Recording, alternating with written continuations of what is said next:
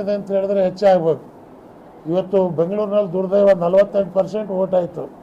ಜನಕ್ಕೆ ಇಂಟ್ರೆಸ್ಟ್ ಇಲ್ಲ, ಯಾಕಂತ ಹೇಳಿದ್ರೆ ಮೋದಿ ಮೇಲೆ ಹೋಯಿತು, ಆ ವ್ಯಾಮೋಹ ಇಲ್ಲ. ಈ ಪರ್ಸೆಂಟೇಜ್ ನೋಡೇ ಮೋದಿ ರಾಜೀನಾಮೆ ಕೊಡಬೇಕಾಯಿತು. ಅವ್ರು ಹೇಳ್ಬೋದು ಬಿ ಜೆ ಪಿಯವ್ರು ನಿಮಗೆ ಕೊಟ್ಟಾರ, ನಮಗೆ ಕೊಡಲಿಲ್ಲ. 55% ಜನ ಹೊರಗೆ ಬರಲಿಲ್ಲ ಅಂದರೆ ನಿಮ್ಮ ಮುಖ ನೋಡೋದು ಬೇಡ ಅಂತೇಳಿನೇ ಬಂದಿಲ್ಲ ಜನ. ನಿಮ್ಮ್ಯಾಗ ಪ್ರೀತಿ ಇದ್ದಾಗ 74% ಆಗ್ತಿತ್ತು, ಈಗ ಅದು 48%ಗೆ ಬಂದದ ಅಂತಂತ ಹೇಳಿದ್ರೆ ಇವತ್ತು ನೀವು ಸರಿ ಇಲ್ಲ, ಅಪೋಸಿಷನಲ್ಲಿ ಇರ್ತಕ್ಕಂಥ ಜನನೂ ಕೂಡ ಸರಿಯಾಗಿ ಕ್ಯಾಂಡಿಡೇಟ್ಗಳನ್ನು ಹಾಕ್ತಕ್ಕಂಥದ್ದಕ್ಕೆ ಅವರು ಸಫಲರಾಗಲಿಲ್ಲ ಅನ್ನೋಕ್ಕಂಥದ್ದಕ್ಕೆ ಜನ ನಿರಾಶರಾಗಿದ್ದಾರೆ.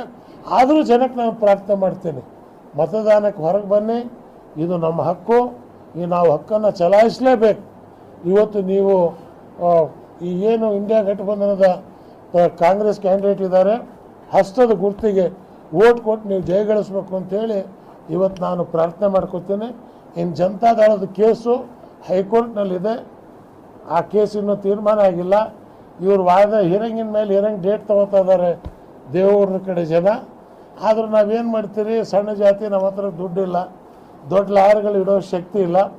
ಇರೋ ಲಾಯರ್ಗಳನ್ನ ಇಟ್ಕೊಂಡು ಭಾರತದ ನ್ಯಾಯಾಲಯದ ಮೇಲೆ, ಕರ್ನಾಟಕದ ನ್ಯಾಯದ ಮೇಲೆ ನನಗೆ ವಿಶ್ವಾಸ ಇದೆ, ಅವ್ರು ಆದಷ್ಟು ಬೇಗ ತೀರ್ಪು ಕೊಡ್ತಾರೆ ಅಂತ. ನಾನು ಅವ್ರಿಗೆ ಇಷ್ಟೇ ಕೇಳಿರೋದು, ನಾನು ಎಲೆಕ್ಟೆಡ್ ಪ್ರೆಸಿಡೆಂಟು, ಜನತಾ